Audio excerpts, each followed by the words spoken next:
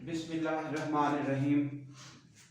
Slopes और inclinations के article को आगे कंटिन्यू करते हुए हमने इक्वेशन ऑफ लाइन तक बात की और इक्वेशन ऑफ लाइन भी अब तकरीबन लास्ट पे पहुंचने लगी है। तो इक्वेशन ऑफ लाइन में ज़ाहिर है 6 क्लासिफिकेशंस वाइज 6 इक्वेशंस हैं, 6 मेथड्स कह लें। तो उनमें से हमने जो यूज़ किया है वो एक ही था, y minus Y one equal to M into X minus X one.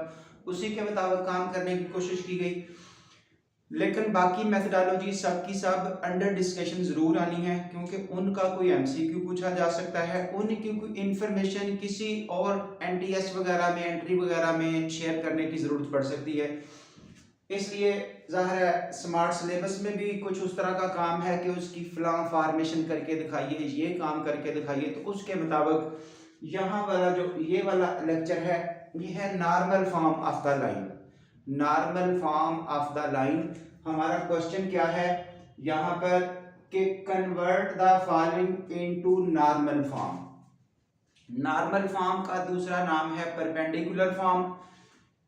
ये कौन सी फॉर्मेट है? अब देखिए, ये एक्स एक्सेस वाई एक्सेस अपनी जगह, ये कोई लाइन है एल, ये कोई लाइन है एल। इस लाइन एल का ये ओरिजिन से परपेंडिकुलर डिस्टेंस, लाइन जहां भी आएगी ओरिजिन से उसका परपेंडिकुलर डिस्टेंस, उसको नाम दिया गया पी का। और यही वाला परपेंडिकुलर जो रेड शो हो रहा है उसका एक्स एक्सिस के साथ एंगल वो है अल्फा। अब इंफॉर्मेशन इस परपेंडिकुलर की है, परपेंडिकुलर की ही लेंथ है, परपेंडिकुलर का ही ये एंगल है, इंफॉर्मेशन दी हुई है परपेंडिकुलर की, इसलिए इस फॉर्म का नाम है परपेंडिकुलर फॉर्म या नॉर्मल फॉर्म। और आंसर इस लाइन का है, ये वाली जो लाइन खींची जा रही है, आंसर इस लाइन का बन रहा है जहां पे मार्कर पड़ा हुआ है, इंफॉर्मेशन इस परपेंडिकुलर की है। ये देखिए यहाँ पर जो आंसर है ये है x cos alpha plus y sin alpha is equal to p। जो अल्फा है वो एंगल आपका ये है इस परपेंडिकुलर का x एक्सिस के साथ एंगल, और जो p है वो ये लेंथ है उसी लाइन की ओरिजिन से वो लाइन कितनी लेंथ पर है, ये x और y हमारे इक्वेशन ऑफ लाइन को शो करने के लिए वेरिएबल्स जो अंडरस्टूड हैं साथ आने ही आने हैं, जिनसे पता चलता है कि ये एक लाइन की इक्वेशन है। इस वक्त ये आपको इंफॉर्मेशन प्रोवाइड की गई अबाउट नॉर्मल फॉर्म। ये नॉर्मल फॉर्म होती क्या है, लाइन की इक्वेशन इसकी, इंफॉर्मेशन नॉर्मल की, पी क्या है अल्फा क्या है वो सब बताते हुए कि आपके पास normal form of the line का फार्मूला लिखो गया। हाँ जी, इस वक्त हमारा क्वेश्चन है convert the following into normal form. एक आपका ये क्वेश्चन है बी पार्ट, एक आपका ये क्वेश्चन है सी पार्ट, इनकी नॉर्मल फॉर्म बना दें। हाँ जी, पेपर में जनरल क्वेश्चन जो थ्योरी वाला है वो भी साथ डिस्कस हो रहा है और साथ साथ ये काम हो रहा है। ये देखिए, अगर क्वेश्चन आ जाए इसको नॉर्मल फॉर्म में कन्वर्ट कर दें, convert this equation into normal form, तो आपके पास क्या मेथडोलॉजी है, ये होती है general equation of the line. General equation का मीनिंग ये जो x और y हैं ये तो होने ही होने हैं, इनसे पता चलता है कि ये लीनियर इक्वेशन लाइन की इक्वेशन है। जो बाकी चीजें बची वो a b और c वो कोई भी कांस्टेंट्स हैं। हाँ जी, इसके साथ कोई कांस्टेंट लग सकता है, इसके साथ कोई कांस्टेंट लग सकता है, कोई खाली कांस्टेंट आ सकता है equal to 0 x plus Y type setup. और अब तक जितनी भी हमने इक्वेशंस ऑफ लाइन 4.3 की हल की वो सब एंड इस तरह का बनता था, constant term x plus constant term y equal to some 0 type, ये इक्वेशन का सेटअप बनता था। ये है आपके पास जनरल फॉर्म में इक्वेशन ऑफ लाइन। अगर इसी का सवाल हो कि इसकी नॉर्मल फॉर्म बना दें, इसमें ये a और b साइमल्टेनियसली जीरो नहीं है, यानी कि एक ही वक्त में a और b दोनों जीरो नहीं होंगे। अगर वो दोनों जीरो हो गए तो इक्वेशन ही खत्म हो जाएगी, यानी कि उसमें वेरिएबल्स खत्म हो जाएंगे, बाकी कांस्टेंट बचेगा, वो इक्वेशन लाइन फॉर्मेट नहीं करेगा। इसलिए ये दोनों में से कोई एक जीरो हो सकता है एक वक्त में, दोनों एक वक्त में जीरो नहीं हो सकते। हाँ जी, अब ये तो थी जस्ट इंफॉर्मेशन। अब हमारी जरूरत जो बच्चे की है कि हमें एक क्वेश्चन की नॉर्मल फॉर्म बनाने का सवाल पेपर में आ जाता है किसी भी लेवल पर, तो व्हाट टू डू। ये स्टेप्स, पहला step, transpose the constant term to the right hand side and make it positive if not positive already. अगर वो पहले से पॉजिटिव ना हो उसको पॉजिटिव बनाया जाएगा, कांस्टेंट टर्म को राइट साइड पर शिफ्ट किया जाएगा। ये देखिए, ये था सी, इसको उठा के इक्वेशन के इधर शिफ्ट किया, ये शिफ्ट हो गया। ये है आपके पास माइनस का C, make it positive if not already, यानी कि ये पॉजिटिव नहीं है तो इसको पॉजिटिव बनाया जा रहा है। पॉजिटिव कैसे बनाया जाएगा, मल्टीप्लाइंग बाई -1, सारी इक्वेशन को -1 से मल्टीप्लाई कर दिया गया। ये माइनस हो गया, ये माइनस हो गया, ये प्लस हो गया, इसको प्लस बनाने के लिए अब ये जो स्टेप दिखाया है, बोला है, यही स्टेप जरा इधर नोट करें। इन दोनों पार्ट्स पर समझाया जा रहा है ताकि ये स्टेप क्लियर हो जाए। ये देखिए, इसकी नॉर्मल फॉर्म बनानी है। पहला स्टेप क्या है, ये स्टेप 1, इस कांस्टेंट टर्म को राइट साइड पर शिफ्ट करें। ये कांस्टेंट टर्म 2 इधर आ गई। ये देखिए आंसर किस तरह का है, प्लस, पहले ही प्लस है, काम खत्म हुआ। इधर देखिए, इसकी 3 इधर शिफ्ट की, कांस्टेंट टर्म यानी कि वेरिएबल वाला हिस्सा नहीं, ट्रांसपोज शिफ्ट करें कांस्टेंट टर्म को to the right hand side. ये 3 को राइट हैंड साइड पे शिफ्ट किया, ये क्या बन गया, -3। अब देखिए ये नेगेटिव नहीं है, नेगेटिव है। क्लियर करें बात, ये पहले ही पॉजिटिव है, बात खत्म हुई, ये नेगेटिव आ गया तो इसको पॉजिटिव बनाएं। पॉजिटिव बनाने का क्या तरीका है, इस कंप्लीट इक्वेशन को -1 से मल्टीप्लाई कर दें। ये बन गया माइनस, अब ये हिस्सा माइनस हो जाएगा, ये आ गया, ये हिस्सा प्लस हो जाएगा, ये शुरू में लिख दिया x/, ये हिस्सा भी प्लस हो गया, ये इधर आ गया। अब इस चीज का जवाब आपको मिल गया, राइट साइड पर कांस्टेंट टर्म को शिफ्ट कर दें और उसको प्लस बना दें। अगर वो प्लस ना हो, अगर वो पहले ही प्लस हो तो वेल एंड गुड, काम खत्म, नहीं प्लस तो यूं माइनस से मल्टीप्लाई करके प्लस बना दें। आखिरी step, divide by A square plus B square का रूट। ये जो ए और बी, एक्स और वाई के कोएफिशिएंट हैं, उनका स्क्वायर करें और स्क्वायर रूट करें। जो आंसर बने वो कंप्लीट इक्वेशन पर डिवाइड कर दें। ये देखिए, इस पर भी डिवाइड हो गया, इस पर भी और इस पर भी। नोट द स्टेप, इसके साथ कांस्टेंट टर्म इधर आ गई, अब ए और बी क्या बचा, ये देखिए, जो x के साथ कोएफिशिएंट है और जो y के साथ कोएफिशिएंट है, उन दोनों के स्क्वायर और स्क्वायर रूट। इसका स्क्वायर आपके पास हो जाएगा 16, इसका स्क्वायर हो जाएगा 49। अब ये दोनों मिलके आपका 65 का रूट बना। तो 65 के रूट पर इसको डिवाइड कर दिया। ये आपकी रिक्वायर्ड नॉर्मल फॉर्म है, इतना ही काम है। चलिए जी, ये देखिए 8 का स्क्वायर, 15 का स्क्वायर, ये आंसर हल करके आ गया 289 का रूट विच इज 17। इस इक्वेशन को 17 पर डिवाइड कर दिया, ये आपके पास रिक्वायर्ड नॉर्मल फॉर्म आ चुकी। इतना काम है जब कहा जाएगा कन्वर्ट इनटू नॉर्मल फॉर्म। ये स्टेप्स इधर समझा चुके, और जब इसी सवाल की बारी आती है कि इसकी नॉर्मल फॉर्म बना दें इस वाले की, तो आप यहां स्टॉप कर देंगे, एंड आपका ये नॉर्मल फॉर्म, ये जनरल फार्मूला बन गया। ये आपकी 1 और 2 क्वेश्चन हल हो चुके। फिर एक छोटा सा क्वेश्चन पूछा जाता है, P की कीमत भी बता दें, लेंथ ऑफ परपेंडिकुलर, इसका आंसर भी बता दें। वो क्या होगा, वो P की कीमत होगी। जैसे इसमें P की कीमत ये है और इसमें P की कीमत आपकी ये है जो राइट साइड पे है, इसमें P की कीमत आपकी ये है जो राइट साइड पे है। ये देखिए P इक्वल टू दिस, ये वैल्यू। अब भी समझ आनी चाहिए कि वो पॉजिटिव क्यों बनाया जाता है, जो शुरू वाला फर्स्ट स्टेप था, क्योंकि ये P की कीमत बननी होती है। P की वैल्यू, P एक लेंथ का नाम है, लेंथ ऑफ परपेंडिकुलर, तो वो तो नेगेटिव नहीं होना, इसलिए उस राइट साइड को पॉजिटिव बनाया जाता है। ये आपके स्टेप्स खत्म हुए। यहां से इस एंगल की बात अगर कोई पूछे कि ये एंगल भी बता दें, ये किसी एंट्री टेस्ट में जाके, तो ये देखिए x cos alpha y sin alpha equal to p, यहां नहीं पूछे हुए लेकिन एक्स्ट्रा बात हो रही है। जो हिस्सा x के साथ होगा नॉर्मल फॉर्म में उसको cos अल्फा कहेंगे।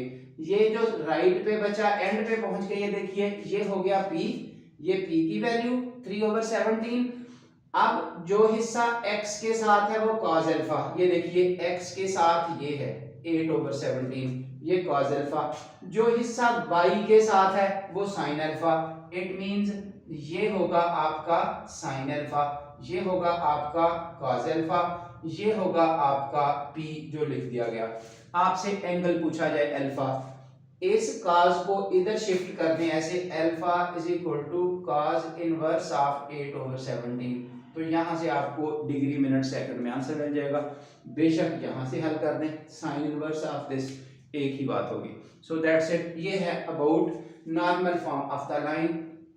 अब तमाम क्वेश्चंस हल हो चुके, एक पीछे एग्जांपल बच गई है, उसकी आपने प्रैक्टिस करनी है नॉर्मल फॉर्म के लिए जो आपके स्मार्ट सिलेबस में मौजूद होगी। उसके बाद एक और फॉर्म है स्लोप इंटरसेप्ट फॉर्म, जो हम ऑलरेडी पढ़ चुके हैं। सबसे पहला फार्मूला जब स्टार्ट लिया था, आसान सी बात थी, y equal to M X plus C, उसमें m स्लोप थी, ये c y इंटरसेप्ट था। अब ये उस वक्त प्रॉमिस किया गया था कि इंटरसेप्ट्स का लेक्चर दिया जाएगा, तो इंटरसेप्ट्स का लेक्चर इससे पीछे गुजर चुका। x इंटरसेप्ट क्या होता है, y इंटरसेप्ट क्या होता है, उसमें नाम a और b रखे। वो जो b था ना y इंटरसेप्ट, वहां पे यहाँ सिर्फ फर्क डालने के लिए कि बच्चा कंफ्यूज ना हो, उस y इंटरसेप्ट का नाम इस फॉर्मेट में c रखा हुआ है, ये असल में वही b है। y इंटरसेप्ट जहां x को 0 लगाते हैं, y का जो आंसर आता है वो y इंटरसेप्ट होता है। फिलहाल अब हमें एक क्वेश्चन और पूछा, इसी क्वेश्चन नंबर 21 का पहला पार्ट पूछा हुआ है, इन दोनों इक्वेशंस की स्लोप इंटरसेप्ट फॉर्म बना दें। तो स्लोप इंटरसेप्ट फॉर्म क्या होती है, y एक तरफ बाकी सब कुछ दूसरी तरफ, दैट्स ऑल। y एक तरफ बाकी सब कुछ दूसरी तरफ, फिर जो x का मल्टीपल होगा वो स्लोप हो जाएगी m, जो खाली बचेगा वो y इंटरसेप्ट, उसकी जरूरत ही नहीं है, सिर्फ स्लोप का इशू है। ये देखिए इसकी स्लोप इंटरसेप्ट फॉर्म बना दें। तरीकाकार क्या है, सादा तरीन वे है, y एक तरफ कर देना है बाकी सब कुछ दूसरी तरफ, इतना सा वर्क है। ये देखिए इस 4x को 2 को उधर शिफ्ट किया, ये आ गया। अब y का ये 7 कोएफिशिएंट मल्टीपल है, ये उधर डिवाइड कर दिया, इधर भी नीचे आ गया, इधर भी नीचे आ गया, ये आपकी रिक्वायर्ड फॉर्म बन गई है। आपको को पूछे स्लोप बता दें यहां से, तो ये रही, जो x के साथ वाला हिस्सा है वो स्लोप है -4/7, है ना। ऐसे कंपेयर हुआ y equal to M X plus C, इस तरह से देखते हुए y सिंगल एम एक्स, तो m के अगेंस्ट क्या आया -4/7, c के अगेंस्ट क्या आया 2/7। ये बहरहाल c लिख दिया है, अगर वो पूछेगा तो बता सकते हैं। सी y इंटरसेप्ट है, y इंटरसेप्ट और तरीके से भी निकल आता है। इस ओरिजिनल इक्वेशन में x को 0 लगा दें, जो y का आंसर बनेगा वो y इंटरसेप्ट ही होगा। ऐसे लिखना चाहे ऐसे लिख दें, असल जरूरत स्लोप की है कि स्लोप बनाइए, वो स्लोप बना दी गई। ये एक और पार्ट है, यहां से अगले वाला, इसकी स्लोप इंटरसेप्ट फॉर्म। हाँ जी, क्या करना है, y एक तरफ कर देना है। ये देखिए ये दोनों उधर शिफ्ट हो गए, y के साथ 15 है वो डिवाइड कर दिया, जब डिवाइड कर दिया तो y इक्वल टू बाकी सब कुछ दूसरी तरफ। अब ये देखिए ये हो गया m और ये हो गया आपका c, इनके स्लोप इंटरसेप्ट फॉर्म क्या बनी, स्लोप और इंटरसेप्ट। ये स्लोप हो गई, ये इंटरसेप्ट हो गया, दैट्स ऑल। अब इसी स्लोप इंटरसेप्ट की प्रैक्टिस है इन क्वेश्चन नंबर 22, तो नोट द स्टेप। हमसे ये पूछा गया है, ये 3 क्वेश्चन है, ए सी और ई, ये 3 पार्ट हैं सिलेबस में, स्मार्ट सिलेबस में। हमसे पूछा गया, ये सारे एमसीक्यू हैं या इवन शॉर्ट क्वेश्चन हो सकते हैं, लेकिन एमसीक्यू के हिसाब से इन चीजों को तैयार करें। हमें पूछा गया ये लाइन और ये लाइन क्या दोनों पैरेलल हैं, क्या दोनों परपेंडिकुलर हैं, क्या दोनों में से कुछ भी नहीं है, यानी कि नीदर कैटेगरी, ना ही पैरेलल ना ही परपेंडिकुलर।